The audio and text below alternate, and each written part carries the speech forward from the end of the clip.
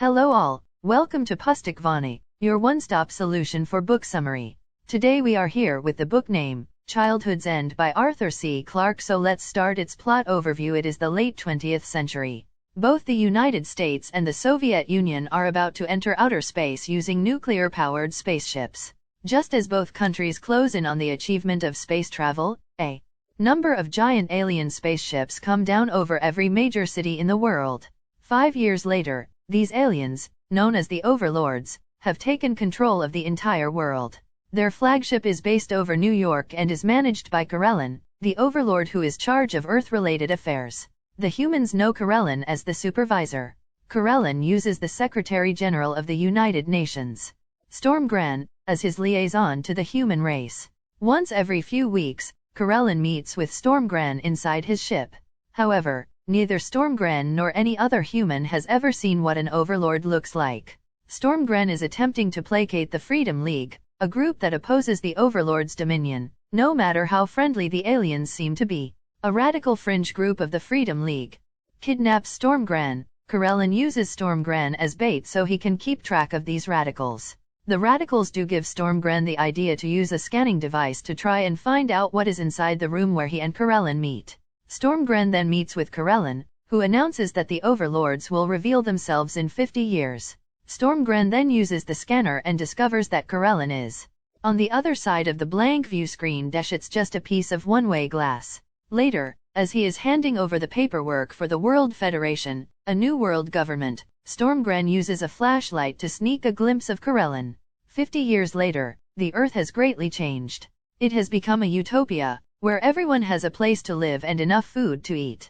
The Overlords have altered the world and raised the standard of living for everyone. At this time, the Overlords reveal themselves. They look almost exactly like the devil, with dark black skin, giant wings, horns on their heads, and a barbed tail. A few years later, George Gregson and Jean Morrell attend a party held by Rupert Boyce, an amateur scholar of the paranormal. While there, George and Jean run into Rashavrik, an Overlord making use of Boyce's research library. George also meets Jan Rodrix, a restless astronomer who is annoyed that the Overlords will not let mankind explore space.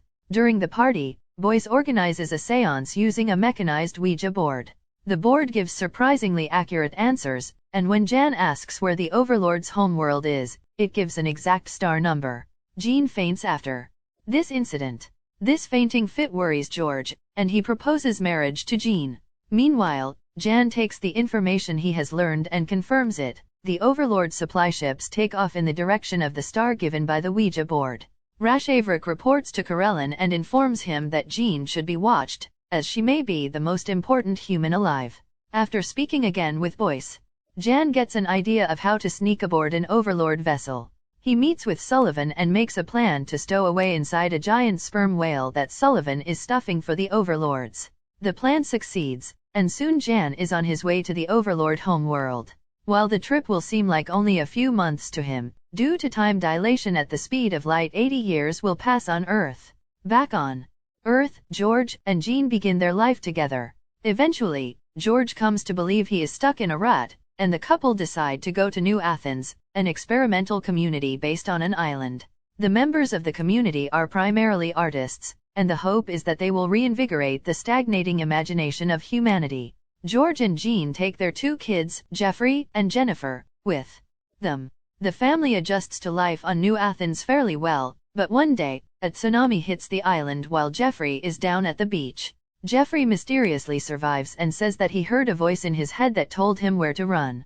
A few weeks later, an Overlord visits New Athens. He tells the community he is just performing a routine inspection, but actually he is checking on Jeffrey. A few weeks after his visit, Jeffrey begins to have strange dreams, where he is walking across alien landscapes. His parents don't know what to make of the dreams, but the Overlords recognize the planets he describes as real worlds. George meets with Rashavrik, who tells him that his children aren't human, they're something beyond humanity. Jennifer, even though she is a baby, soon begins to exhibit powers herself, and her powers are even greater than those of Jeffrey. Soon all the children of the world are showing signs of strange mental powers. Karelin addresses all of mankind one last time, telling them that their children are taking a new evolutionary step. This is why the overlords were sent to Earth, sent by the Overmind, a powerful being of thought and energy that absorbs and assimilates races once they have matured enough. Ironically, this is a step that the overlords have never been able to make and may never be able to. The rest of humanity, however, is doomed. While the overlords round up the children, many people decide to kill themselves. Jean and George die as New Athens blows itself up in a nuclear explosion. Back on the Overlord's spaceship, Jan arrives on the Overlord's home world. He is subjected to many tests by the curious overlords and asked many questions. He is allowed to explore their cities a little bit, and he sees a strange mountain that may be an avatar of the Overmind. Finally, however, he is shipped back home. Nothing prepares him for what he sees. The Earth is deserted, except for 300 million strange children. They have slowly been growing in power and ability, and their individual personalities have all but vanished. Soon, the Overmind will arrive, and the Earth will be destroyed as the children join the Overmind. While the overlords prepare to leave, Jan decides to stay on Earth. As he watches, the Overmind arrives and absorbs the children. In the process, the children consume the Earth's crust, causing it to explode. The children consume all of the Earth for energy as they complete their transformation into the Overmind. From his ship, thousands of kilometers away, Karelin watches the end of humanity. He then awaits his next call from the Overmind and continues to explore its secrets.